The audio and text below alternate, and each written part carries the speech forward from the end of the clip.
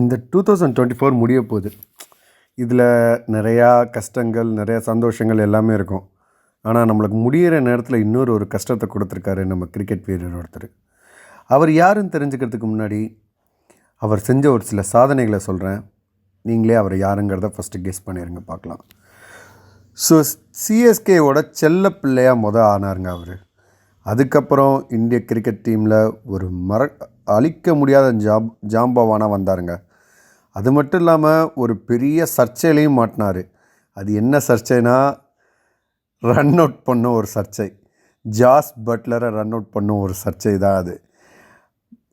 அதுக்கு மட்டும் இல்லாமல் மேக்ஸ்வெல் கிட்டேயே கீழேருந்து ஒரு மண் எடுத்து விக்கெட் எடுத்துகிட்டு ஊதின ஒரே ஒரு பிளேயர் அவர்னு தான் சொல்ல முடியும். நல்ல பேட்ஸ்மேன்னு சொல்லலாம், நல்ல பவுலர், உண்மையிலே நல்ல ஸ்பின் பவுலர். ஸோ அவர் யாருன்னு நீங்கள் கெஸ் பண்ணியிருப்பீங்க. அவர் வேறு யாரும் இல்லைங்க, நம்ம இந்திய கிரிக்கெட் வீரர் அஸ்வின். அவர் ஓய்வு பெறுவதாக அறிவிச்சிருக்காருங்க. வாங்க அவரோட சாதனை, அவர் ஏன் சொன்னாருங்கிறத பார்க்கலாம். இந்திய கிரிக்கெட் வீரர் அஸ்வின் சர்வதேச கிரிக்கெட்டில் இருந்து ஓய்வு பெறுவதாக அறிவித்துள்ளார். தமிழகத்தைச் சேர்ந்த கிரிக்கெட் வீரர் அஸ்வின் இதுவரை 765 விக்கெட்டுகளை வீழ்த்தியுள்ளார். 106 டெஸ்ட் போட்டிகளில் 537 விக்கெட்டுகளை வீழ்த்தியுள்ளார். 2010ஆம் ஆண்டு இலங்கைக்கு எதிரான போட்டியில் முதல் முறையாக இந்திய அணிக்காக களமிறங்கினார். கும்ப்ளேவுக்கு அடுத்தபடியாக அதிக விக்கெட் எடுத்த இந்திய வீரர் என்ற பெருமையை பெற்றவர் அஸ்வின்.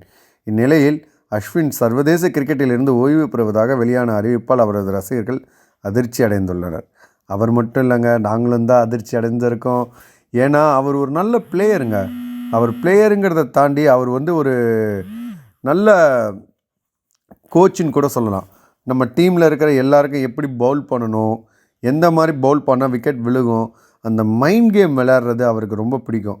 அது மட்டும் இல்லாமல் அவரோட பெரிய ப்ளஸ்ஸுங்கிறது, அவர் எந்த டவுனில் பேட்டிங் இறக்கி விட்டாலும் ஆடிட்டு தான் இருந்தார்.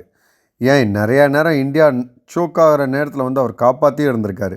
அப்படிப்பட்ட ஒரு ஜாம்பவான் திடீர்னு ஓய்வு அப்படின்னு சொல்கிறப்ப அதை கேட்டுக்கிறதுக்கு மனசு கஷ்டமாக தான் இருக்குது. பட் அவரோட ஏஜ் இதெல்லாம் பொறுத்து பார்க்குறப்ப ஓகே, இன்னும் அவரை ரீப்ளேஸ் பண்ணுறதுக்கு ஒரு நல்ல பிளேயர் வரணும் இந்தியா டீமுக்கு அப்படின்னு சொல்லி நினச்சி மனசை ஆறுதல் பண்ணிக்க வேண்டியதாக இருக்குது.